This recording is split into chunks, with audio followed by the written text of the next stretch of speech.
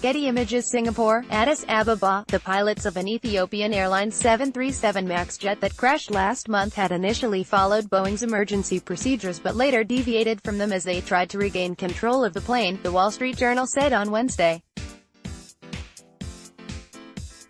The crash killed all 157 people on board and led to a global grounding of 737 MAX jets and scrutiny of the certification process for the Boeing plane.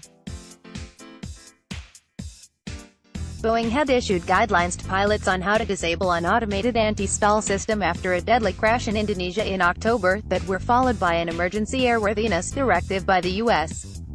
Federal Aviation Administration, FAA.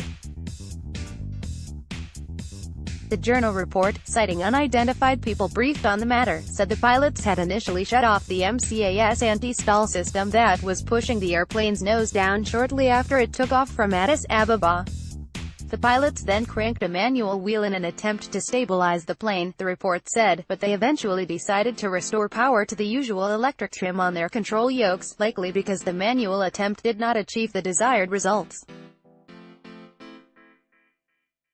Reuters could not immediately verify the report. Boeing declined to comment. "We are not commenting on an active accident investigation per international protocols," a Boeing spokesman said.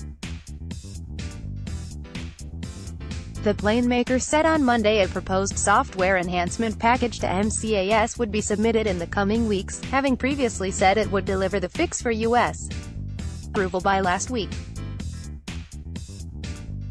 A 737 pilot told Reuters last week it was not physically easy to make large trim changes to correct, say, an MCAS input by using the wheel.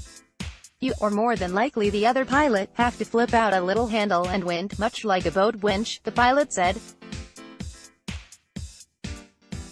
The Ethiopian Airlines pilots appeared to have restored power to the electric system to cope with a persistent steep nose-down angle, the paper said.